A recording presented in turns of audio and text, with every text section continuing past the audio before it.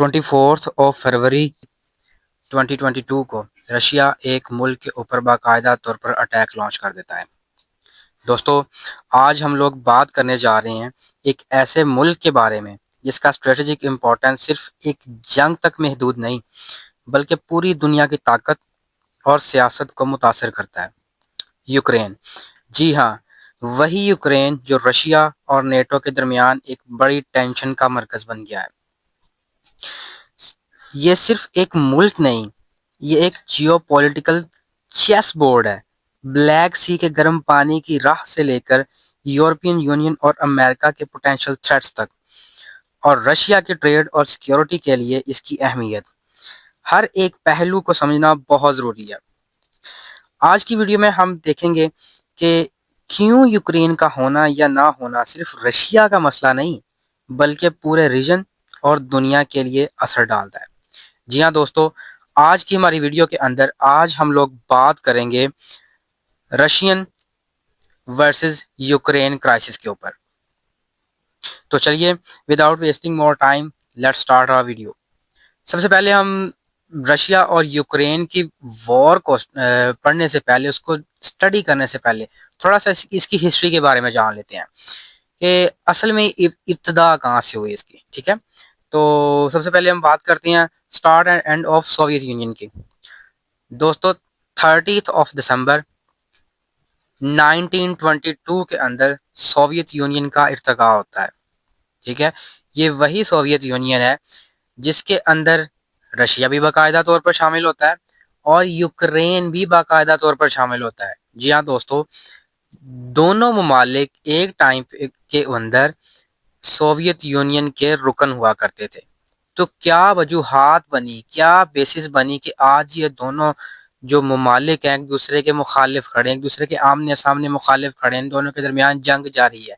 ठीक है दोस्तों, तो यही सारी चीज़ें आज हमारी आज की वीडियो में हम डिस्कस करेंगे। बात करते हैं न्यूट्रलाइजेशन ऑफ वेपन्स की। दोस्तों, जैसा कि आप लोगों को पता होगा कि सोवियत यूनियन के इर्तिका के बाद कोल्ड वॉर का ज़माना स्टार्ट होता है जिसके अंदर अमेरिका और रशिया दो बड़ी ताकतें थी उस दौर की। तो इन दोनों के दरमियान एक वेपन्स बनाने की रेस स्टार्ट हो जाती है। ठीक है, ये वही ज़माना है जिसके अंदर एटॉमिक बॉम्ब भी ईजाद हुआ, जिसकी डिस्कवरी की गई। तो दोस्तों, अमेरिका ने एटॉमिक बॉम्ब की ईजाद किए और उसके बाद डेफिनेटली रशिया ने भी एटॉमिक बॉम्ब ईजाद किए। तो अगर हम लोगों को पता हो, अगर हम लोगों ने इसका मैप देखा हो तो हमें पता होगा कि यूक्रेन की जो ईस्ट साइड है उस साइड के ऊपर रशिया है और यूक्रेन की वेस्ट साइड के ऊपर पूरा यूरोप है। ठीक है, यानी कि पूरी यूरोपियन कंट्रीज वेस्ट साइड के ऊपर है और यूक्रेन की ईस्ट साइड के ऊपर पूरा रशिया है। तो डेफिनेटली जो फिर रशिया है उसको किससे, सोवियत यूनियन को किससे फिर थ्रेट होगा, उसको यूरोपीय यूनियन से थ्रेट होगा क्योंकि उसके हरीफ हैं इसके। ठीक है, यूरोपीय यूनियन या सिंपल वर्ड्स के अंदर हम अमेरिका की बात कर लें तो ये यूरोपीय सॉरी इसके सोवियत यूनियन की या रशिया की ये हरीफ हैं, उसके दुश्मन हैं। तो फिर डेफिनेटली रशिया ने सोवियत यूनियन ने क्या किया कि इसने अपने जितने भी एटॉमिक बॉम्ब थे वो डिप्लॉय किए, ज़्यादातर अपने एटॉमिक बॉम्ब वो यूक्रेन, क्योंकि यूक्रेन यूरोपीय यूनियन वो यूरोप से ज़्यादा करीब है तो इसलिए वहाँ पे डिप्लॉय किया कि ज़रूरत के वक्त इनको इस्तेमाल किया जा सके। अब अब क्या हुआ कि 26 दिसंबर 1991 के अंदर सोवियत यूनियन टूट जाता है। तो उसके बाद जो यूक्रेन है ये अलहदा हो जाता है सोवियत यूनियन से और रशिया जो है ये अलहदा कंट्री बनता है, यूक्रेन अलहदा कंट्री बनता है। अब 1994 के अंदर जो यूक्रेन है ये अमेरिका के कहने के ऊपर क्या करता है कि अपने जितने भी इसके न्यूक्लियर वेपन्स होते हैं इनको न्यूट्रलाइज कर देता है। ठीक है, थोड़ा सा इसके आगे बढ़ने से पहले ये हम थोड़ा सा यूक्रेन के ऊपर नज़र डालें कि यूक्रेन के ऊपर कितनी तरह के लोग रहते हैं। दोस्तों, ये अगर आप इसका मैप देखो यूक्रेन का, तो जो यूक्रेन की वेस्ट साइड है ना, ये जिसको मैं ये हाईलाइट कर रहा हूँ, ये जो साइड है ये कहलाती है प्रो यूरोपियन साइड। ठीक है, इस साइड को हम बोलते हैं प्रो यूरोपियन साइड, यानी कि इस इलाके में रहने वाले जो लोग हैं वो यूरोप के साथ या यूरोपीय यूनियन के साथ इलाहा करना पसंद करते हैं। ठीक है, और दूसरी साइड पे जो ईस्ट साइड पे रहते हैं लोग यूक्रेन के, वो क्या चाहते हैं, वो प्रो रशियंस हैं, वो रशिया के साथ इलाहा करना चाहते हैं। ठीक है, अब अब यहाँ पे क्या हुआ कि हाँ, ऐसा होता रहा है कि कई दफ़ा यूक्रेन के ऊपर जो रूलिंग पार्टीज़ होती हैं, वो प्रो यूरोपियंस होती हैं और कई दफ़ा जो पार्टीज़ होती हैं, वो प्रो रशियंस होती हैं, ठीक है? अब 1994 के अंदर क्या हुआ कि जो यूक्रेन है, इसने अमेरिका के कहने के ऊपर जो अपने आर्म्स थे, वो न्यूट्रलाइज़ कर दिए, ठीक है? न्यूक्लियर आर्म्स से वो न्यूट्रलाइज़ कर दिए।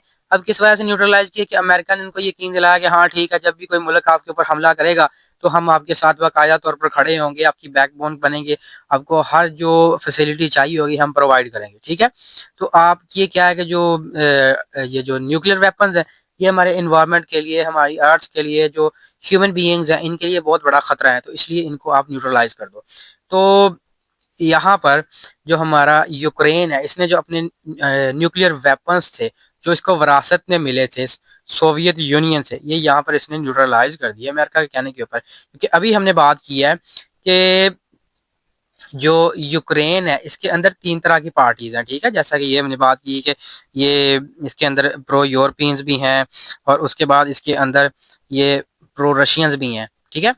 तो इसने न्यूट्रलाइज़ कर दिए। अब इसने न्यूट्रलाइज़ कर दिए, तो बाद में फिर क्या हुआ? बाद में जो रशिया था, उसने क्या किया? यूक्रेन के ऊपर अटैक कर दिया। अब हम आगे चल के डिटेल के साथ इसको डिस्कस करते हैं कि रशिया ने आखिर यूक्रेन के ऊपर अटैक क्यों किया? क्या वजूहात बनी कि रशिया को यूक्रेन के ऊपर अटैक करना पड़ा? या रशिया एक इवल प्ले खेल रहा है, या उसकी मजबूरी बन गई, वो बाउंस आके उसको अटैक करना था? अच्छा, इसकी 2 तरह से इसकी सिचुएशंस बन सकती हैं। एक तो सिंपल सी हम सीधी से उसको बोल सकते हैं कि एक तो इसकी जियोपॉलिटिकल सिचुएशन हो सकती है और दूसरी इसकी जियोग्राफिकल सिचुएशन हो सकती है, ठीक है? अब हम बारी-बारी इसको डिस्कस करते हैं। तो सबसे पहले हम बात करते हैं इसकी जियोपॉलिटिकल सिचुएशन के ऊपर कि वो कौन सा जियोपॉलिटिकल एस्पेक्ट बना जिसके ऊपर जो रशिया था उसको अटैक लॉन्च करना पड़ा यूक्रेन के ऊपर। अभी हमने थोड़ी देर पहले बात की कि जो वेस्ट साइड है यूक्रेन की, वो क्या है? वो प्रो यूरोपियंस हैं, और जो ईस्ट साइड है वो क्या है? वो प्रो रशियंस है, ठीक है? अब जो वेस्ट साइड है ना यूक्रेन की, जो प्रो यूरोपियंस है, ये क्या चाहते थे कि यूरोपीय यूनियन के साथ इल्हाक करना चाहते थे। अब यहाँ के रहने वाले लोग अगर यूरोपीय यूनियन के साथ इल्हाक कर लेते तो क्या होता? अगर ये यूरोपीय यूनियन के साथ इल्हाक कर ले तो डेफिनेटली फिर क्या था कि ये जो रशिया का बॉर्डर है, इस बॉर्डर के ऊपर यूरोपीय यूनियन आ जाती, ठीक है? यूरोपीय यूनियन का मतलब सिंपल वर्ड्स में हम दूसरे वर्ड्स में कह सकते हैं कि जो अमेरिका है, वो रशिया के बॉर्डर के ऊपर आके बैठ जाएगा, ठीक है? जो कि एक पोटेंशियल थ्रेट है रशिया के लिए। रशिया जिसको एक बहुत बड़ा हरीफ है, जो रशिया का, जो जिसको बहुत बड़ा हरीफ दुश्मन समझता है अपना रशिया, जो हर तरह से कोशिश करता है कि रशिया को कमजोर किया जाए, रशिया से आगे निकला जाए, तो वो क्या होगा कि वो रशिया के बॉर्डर के ऊपर आके बैठ जाएगा। तो डेफिनेटली फिर ये रशिया नहीं चाहेगा, ठीक है? तो इसलिए एक ये भी वजह है कि जो रशिया है, इसने क्या किया कि यूक्रेन के ऊपर अटैक लॉन्च कर दिया कि अगर ये जो यूक्रेन है, इसका इल्हाक यूरोपीय यूनियन के साथ होने से पहले हम खुद ही जो अटैक लॉन्च करते हैं यूक्रेन के ऊपर और इसको हम अपने कब्जे के अंदर कर लेते हैं, तो हमारा जो बॉर्डर होगा, जो हमारा ये वाला जो बॉर्डर है, इसको हम बचा सकते हैं यूरोपीय यूनियन से, या दूसरे वर्ड्स के अंदर हम अमेरिका से इसको सेव कर सकते हैं, ठीक है? अब यहाँ पे जो डिस्प्यूट है, इसका आगाज कहाँ से होता है? तो सबसे पहले हम बात करते हैं 2013 के अंदर एक रूलिंग पार्टी थी यूक्रेन के ऊपर, जिसको लीड कर रहे थे विक्टर यानुकोविच, ठीक है? वो जो विक्टर यानुकोविच हैं, वो क्या थे? वो एक प्रो रशियन थे। वो क्या चाहते थे कि वो रशिया के साथ इल्हाक करना चाहते थे यूक्रेन का, ठीक है? अब 2013 के अंदर जो प्रो यूरोपियंस हैं, ये वाले जो लोग हैं, ये वाले लोग हैं, ठीक है? ये वाले प्रो यूरोपियन लोग ये क्या कर रहे थे कि ये इल्हाक कर रहे थे यूरोपीय यूनियन के साथ। जो विक्टर यानुकोविच थे, उन्होंने क्या किया कि उन्होंने किसी तरह भी करके ये जो इल्हाक हो रहा था यूक्रेन का यूरोपीय यूनियन के साथ, उसको रुकवा दिया, ठीक है? जब इन्होंने रुकवा दिया तो यूक्रेन की अवाम ने क्या किया? यूक्रेन की अवाम जो थी, वो सड़कों के ऊपर निकल आई। जो वेस्ट साइड वाले लोग हैं ना, जो प्रो यूरोपियंस हैं, वो सड़कों पे निकल आए, उन्होंने एहतजाज करना शुरू कर दिया विक्टर यानुकोविच के खिलाफ। तो जो विक्टर यानुकोविच थे, इन्होंने क्या किया कि इन्होंने भाग कर अपनी जान बचाई और ये रशिया के अंदर चले गए, ठीक है? जब ये रशिया के अंदर चले गए तो ये यहाँ पर आपको ये जो डॉनबॉस का इलाका नजर आ रहा है, ये वाला, ठीक है, जिसके अंदर डोंस्टैक है, लुहांस्क है, ये जो इलाका जाते हैं, ये हमने पहले भी बात की है कि ये प्रो रशियंस थे। तो पहले पहले तो अमेरिका ने क्या किया, इसको प्रॉक्सी वॉर के तौर के ऊपर इसको आगे बढ़ाया। इसको मुकम्मल खुल्लम खुल्ला इसके अंदर इसने मुदाखलत नहीं की। इसने क्या किया कि डॉनबॉस का इलाका है, इसके अंदर जो लोग हैं, ये जो डॉनबॉस का इलाका है ये वाला, इसके अंदर जो लोग हैं इनको पहले हथियार प्रोवाइड किए, इनको वेपन प्रोवाइड किए, ठीक है, इनको हर तरह से फैसिलिटीज प्रोवाइड की कि आप ये हमारी मदद लो, तो ये आपका जो आप ना इनके खिलाफ लड़ो, जो प्रो यूरोपियंस हैं लोग, क्योंकि ये क्या कर रहे हैं, यूरोपीय यूनियन के साथ इल्हाक कर रहे हैं, जिससे क्या होगा, आपकी लैंग्वेज, आपका कल्चर, आपके फेस्टिवल्स, ये हर चीज आपकी आपसे छीन जाएगी, ये तबाह कर रहे हैं, ठीक है। तो आप क्या करो, आप ना रशिया की जो ये सकाफत है, कल्चर है, ये हेरिटेज है, इनको बचाओ, तो आप इनके खिलाफ लड़ो, ठीक है, गुरिल्ला वॉर स्टार्ट करो, जिसको हम बोल सकते हो। तो इस तरह से रशिया ने सबसे पहले क्या किया कि प्रॉक्सी वॉर स्टार्ट की। तो जब ये प्रॉक्सी वॉर स्टार्ट की तो बाद में क्या हुआ कि लोग जो सड़कों पे निकल आए थे, तो उन्होंने क्या किया कि जब ये जो मामलात हैं वो हद से ज्यादा तजावुज कर गए, तो रशिया ने फील किया कि नहीं, ऐसे बात कंट्रोल नहीं हो सकती, ठीक है। तो इन्होंने क्या किया कि रशिया ने जो अपनी अफवाज हैं वो डायरेक्टली उतारी क्रीमिया के ऊपर, ठीक है, क्रीमिया के अंदर अपनी अफवाज को अब क्या किया, 24 फरवरी 2022 को इसने क्या किया, बाकायदा तौर पर वॉर लॉन्च कर दी यूक्रेन के ऊपर। और सबसे पहले इसने क्या किया, ये जो क्रीमिया का इलाका है, ठीक है, इसके ऊपर इसने अटैक करके इसके ऊपर कब्जा कर लिया, किसने, रशिया ने, ठीक है। तो ये तो हो गए इसके जियो पॉलिटिकल एस्पेक्ट्स कि क्या जियो पॉलिटिकली वजह बनी, क्या पोटेंशियल थ्रेट फील किया रशिया ने, जिसके ऊपर इसने क्या किया कि यूक्रेन के ऊपर अटैक लॉन्च कर दिया कि नहीं, पहले मैं ही इसके ऊपर अटैक कर देता हूं, इससे पहले कि पानी सर के ऊपर से गुजरे। तो आगे हम बात करते हैं इसके जियोग्राफिकल एस्पेक्ट्स के ऊपर, ठीक है। तो कि इसके जियोग्राफिकल एस्पेक्ट्स कौन से हो सकते हैं जिसकी वजह से जो रशिया है इसने यूक्रेन के ऊपर अटैक लॉन्च किया, ठीक है। अच्छा, ये वाली जो साइड है रशिया की, ये है वेस्ट साइड, ठीक है, और ये वाली जो साइड है ना रशिया की, ये वाली, ये है ईस्ट साइड। अब ये जो वेस्ट साइड है ना रशिया की, अगर आप यहाँ पे देखो तो आपको ज्यादातर आबादी यहाँ पे नजर आ रही है, मैं आपको ये दिखा भी देता हूँ कि ये देखें, ये जो इसकी वेस्ट साइड है ना रशिया की, इसकी तकरीबन जो ज्यादातर आबादी है ना वो वेस्ट साइड के अंदर ही है रशिया की, यानी कि 120 मिलियन आप देखो थोड़े से हिस्से के अंदर है, और बाकी जो सारा हिस्सा है रशिया के, इसके अंदर 23 मिलियन लोग जो पॉपुलेशन है वो आबाद है। क्या वजह है? वजह सिंपल सी है कि ये जो वेस्ट साइड है ना, ये जो इसके अंदर इन्वायरमेंट है या जो जगह है रहने के लिए वो ज़्यादा हार्श नहीं है, रहने के काबिल है, ठीक है, वो फेवरेबल है ह्यूमंस के। तो इसलिए जो वेस्ट विंग है रशिया का, इसके अंदर जो ज़्यादातर अवाम है वो वेस्ट विंग के अंदर रहती है। तो और जबकि अगर ईस्ट विंग की हम बात करें तो इसके अंदर जो वेदर होता है वो बहुत ज़्यादा हार्श होता है, ठीक है। अब हार्श वेदर होने की वजह से क्या होता है कि वो वहाँ पे जो लोग हैं वो ज़्यादातर वो रहना पसंद नहीं करते। तो इस वजह से जो इसका ईस्ट विंग है ज़्यादातर वो अनपॉपुलेटेड है या लीस्ट पॉपुलेटेड है। अब वापस आ जाते हैं हमारी बात के ऊपर। तो यहाँ पर जो इसका ईस्ट साइड है ना रशिया की, यहाँ पर इनकी एक बहुत ही फेमस पोर्ट है जिसको हम बोलते हैं पोर्ट ऑफ वेनिनो, ठीक है, यहाँ पर है पोर्ट ऑफ वेनिनो। अब यहाँ पे क्या होता है कि क्योंकि सारी जो आबादी है रशिया की वो तकरीबन सारी आबादी यहाँ पे रहती है। अब फिर जो जितनी भी इंडस्ट्रियलाइजेशन है जाहिर सी बात है वो यहाँ पे होगी।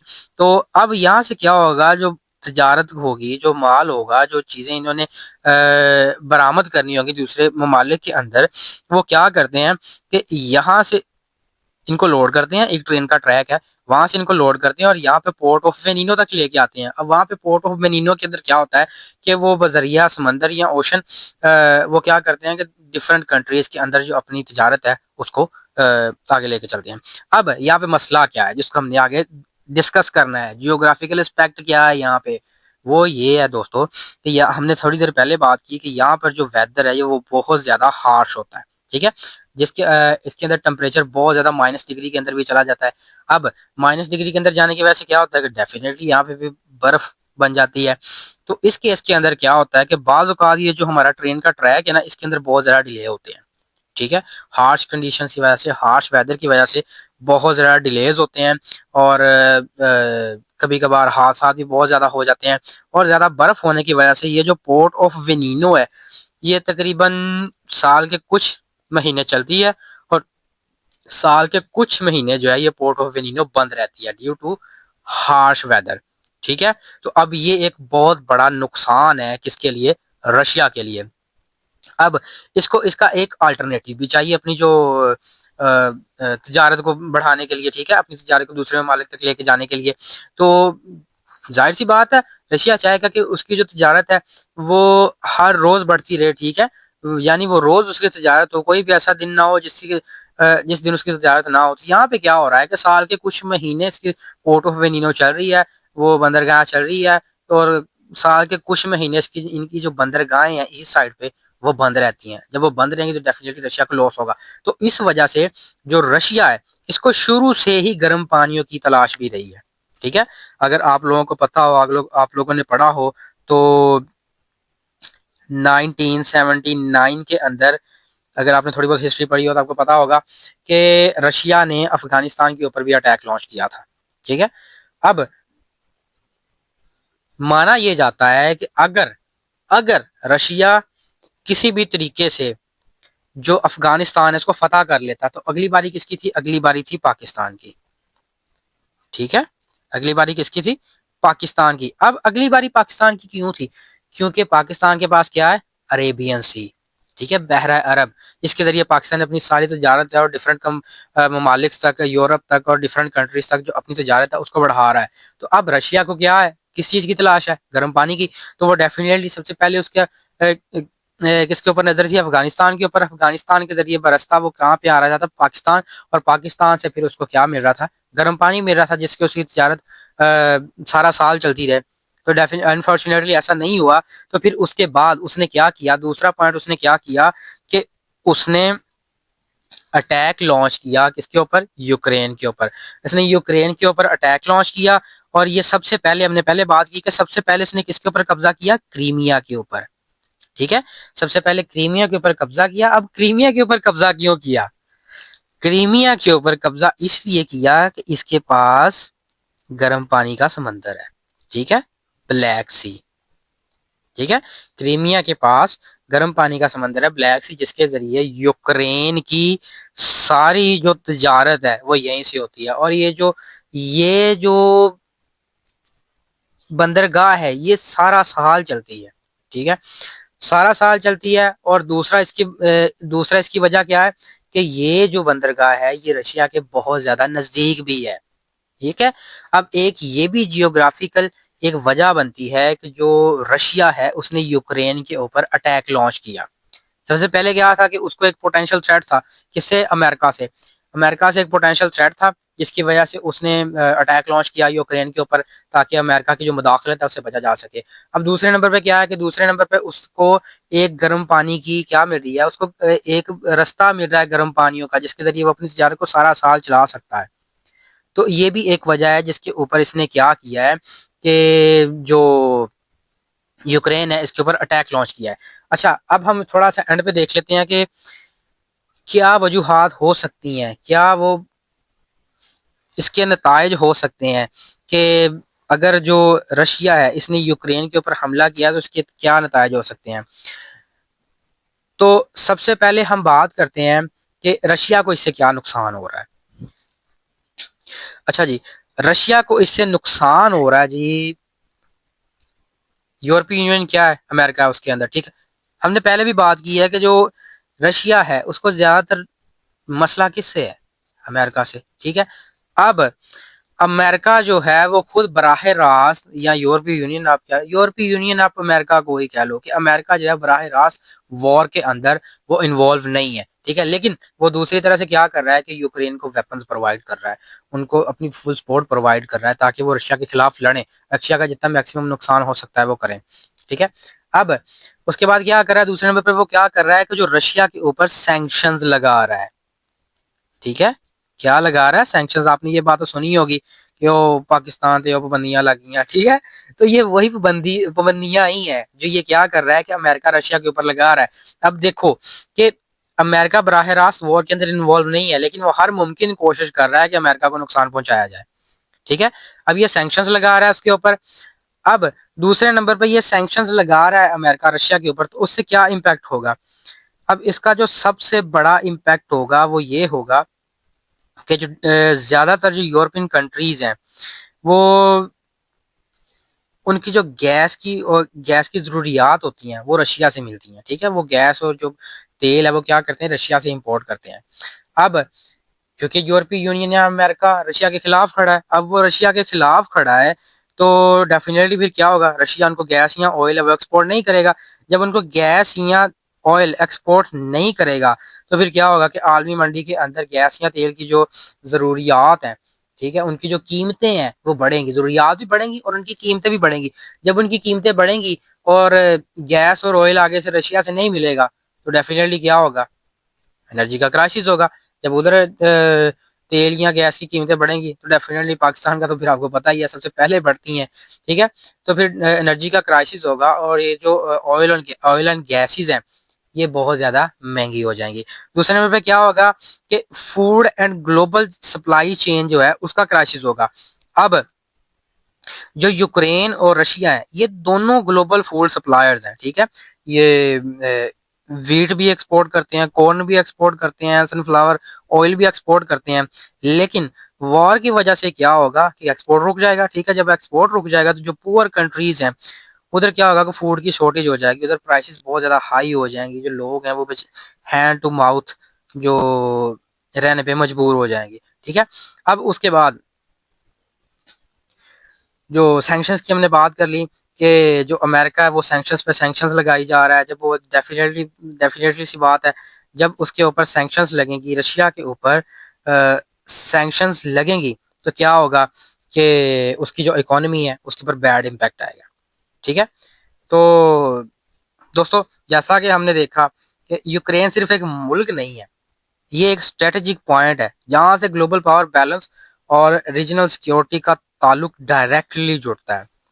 रशिया के लिए सिर्फ ब्लैक सी या गर्म पानी तक एक्सेस का मसला नहीं, बल्कि यहाँ से ट्रेड, सिक्योरिटी और नेटो की इन्फ्लुएंस का भी सवाल है। और इसी वजह से ये जंग सिर्फ बॉर्डर्स की नहीं है, बल्कि सियासत, इकोनॉमिक्स और दुनिया की ताकत का एक इम्तिहान बन गई है ये जंग। Subscribe for more.